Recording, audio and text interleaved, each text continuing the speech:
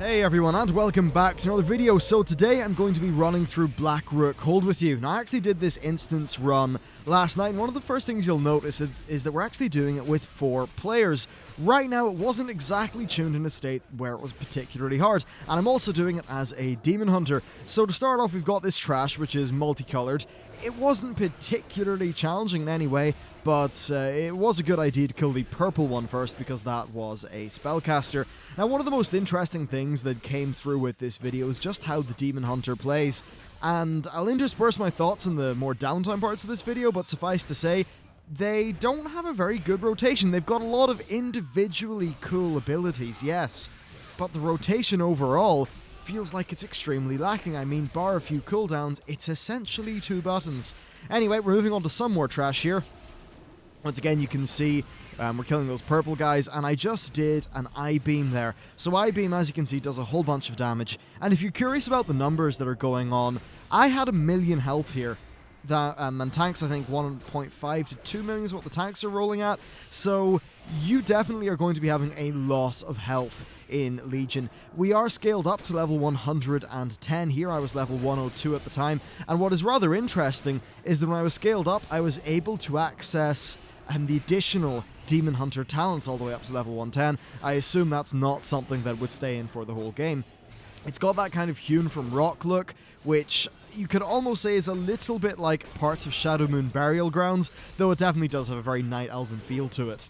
Let's move on to the very first boss, which is the Amalgam of Souls. Now, this guy is actually an extremely simple boss fight, but he only has a few mechanics, though what I do like is that they are mechanics that matter, and this is really what I like the most in fights. Now, the first time I ninja pulled this because I accidentally used Glide, which floated me into the boss, and then I charged into one of the abilities, which is rather silly. So to go over what's happening to my character right now, he's just on Soul Echo, so for 10 seconds, these like soul circle thingies will spawn on my location, and after a little bit of time, they will blow up, doing damage to anyone in them, which is kind of crap. The boss just did Reap Soul there, very big slice, so that's a frontal cone attack. It does massive damage, and it also increases your damage taken by 30% for 30 seconds from Reap Soul. So essentially, if you're the tank, you take that and you point the boss away from all the other players. That's essentially it. Not particularly hard. Now, his other ability is Swirling Scythe. You'll see these from time to time. There's one to my left. Now, that is basically just another Ravager ability, just that it knocks you back. And you might think that that knockback means it's an easier ability. Well, not really. If you are behind it and you're running into it, you're holding W, so you run into it while you're holding W, it knocks you back, you're still holding W, you walk into it again, and because it doesn't knock you back super far, you kind of run right into it again, which is kind of odd. But anyway, that's all that this boss really does. Overall, it is a simple fight, but it is the kind of fight that really has its simplicity working in its favor. And really, fights like this are exactly what I think should be the focus of dungeon content, because if it's simple, it's easy to see what's going on, easy to see the causes for your mistakes, teaches you a lot. So overall, a boss that I'm very happy with. So moving on from him, we run up some stairs and fight some spiders. There's actually quite a lot of spiral staircases in this place. And yeah, once again, it's funny, like when I was fighting these spiders, what I noticed is, because at the time for this particular pack, my I-beam was on cooldown, so I was just hitting 2 buttons, maybe the odd glaive, but essentially 2 buttons as my core bread and butter. Now, there's a little bit of RNG with both of your main buttons. Basically, you generate a random amount between like 40 and 50, and you spend. Actually, you don't spend a random amount. You spend, I think, 50 with your spender, but if it crits, it's free.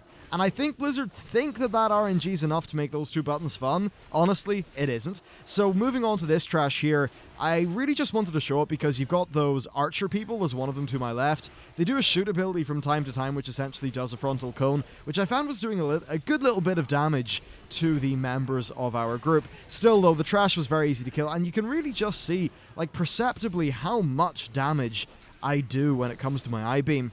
Additionally, my stun is extremely handy in a scenario like this, because every 1 minute I can stun an entire pack of mobs for 5 seconds, which is super powerful. So next up, we've got Ilisana Ravencrest. Now, she is a Demon Hunter fight, which is pretty fun.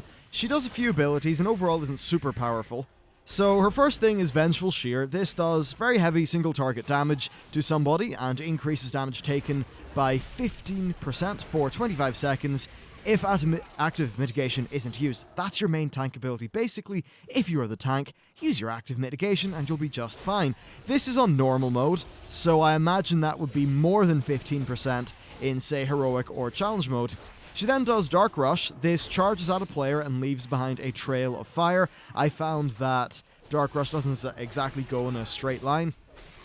I think it hits multiple players and she kind of goes from player to player, so if Dark Rush is active, then all the people who are targeted by Dark Rush should probably gather up so that the entire room doesn't get covered in those fell flames. She also does Brutal Glaive. She just throws a glaive, it bounces around the place, does damage to people. Because of that, you generally want to be spread out during this fight. Now after that, she goes into this phase here where she does her Eye Beam, which begins to track you and has a little like fire beam. Our group is a little bit strange with it. I think what happened is we just found it didn't do that much damage. Of course, the boss is probably a little bit janky at the minute because it's alpha. I mean, hell, this model apparently isn't even its actual model, it's a placeholder one. So overall, she is, I think, a very good boss. She's got a simple enough set of mechanics, but they're mechanics that are decently readable and do a good job of teaching you things, so definitely a thumbs up. Next up, we've just got some trash here. I was debating how to edit this video, right? And I figure if I show all the trash, like, what's the point? It's just trash. The overall thing to take away from the trash in this place is none of it particularly matters. It didn't actually come close to killing us, and if you look at this, we're 4-manning it. Now, because we're 4-manning it, that does suggest that it's really easy at the minute, and yeah, it is really easy at the minute. Not a hard dungeon at all, bar some odd things with the final boss. Again, though, it's alpha, nothing's particularly balanced. It could just be that some of the classes in here are particularly OP ones in terms of numbers.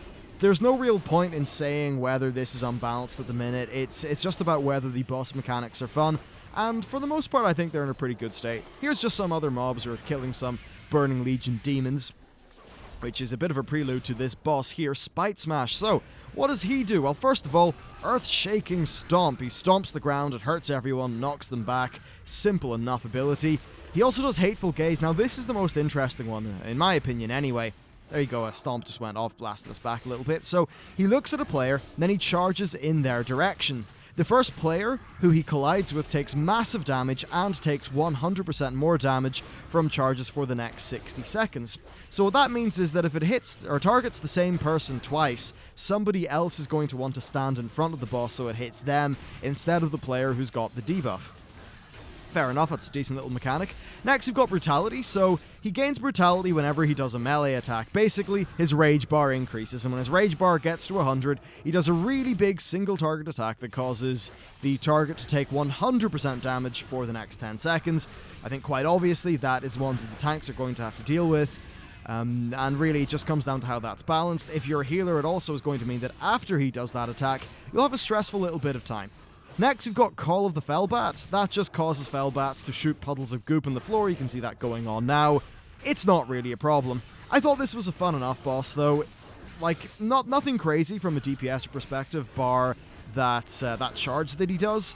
So he's not super complex, certainly does the job. I imagine this is a fight where maybe the tank's going to be under more strain because that Brutality mechanic really does mean you take a pretty substantial bit of damage from time to time. So with that done, I'm just going to show you one more pack of trash. None of the trash in between this boss and the final boss was challenging in any way. These groups of 2 guys just sort of popped up and we slaughtered them. Though it was nice, what I want to say that you probably won't see a lot in this video is it's a really, really beautiful instance. So here is Kurtalos Ravencrest, who is going to be our final boss. Now he's in 2 phases. In the first phase you fight him. Now there were a whole bunch of critical errors going on during this boss fight. We didn't actually kill him the first time, and I am showing you the wipe, but the reason why will become clear. So he does Whirling Blade, he throws a glaive at a player, which travels back and forth, knocks you down if you stand in it, so don't stand in it. He does Lightning Strike, which just causes a big beam of lightning to go across the room. You don't want to be hit by that, but if you kite him into it, he will take damage. He also does Unerring Shear. This hits a target for massive damage, reduces their health by 20%. And then there's his guy, Latosius, who's his helper, who just does a bunch of Shadow Bolts. Now, moving on to phase 2, which is what you can see now, and we actually do fail it first time.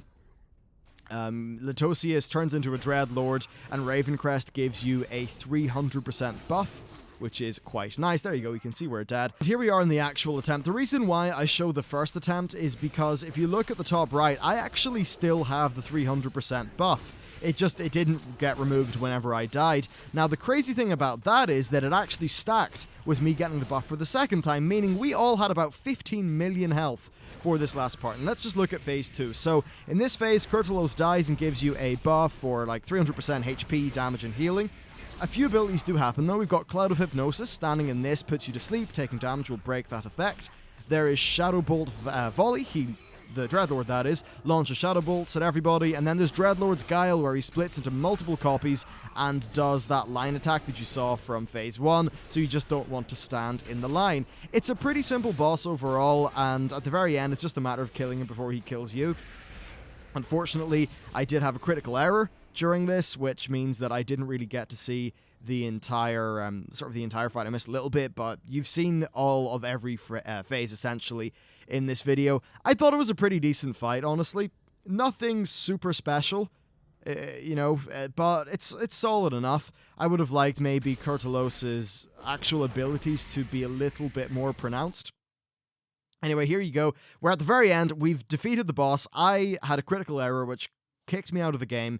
And when I came in, I couldn't actually see any of the other players or the boss himself. So what's my overall takeaway from Black Rook Hold?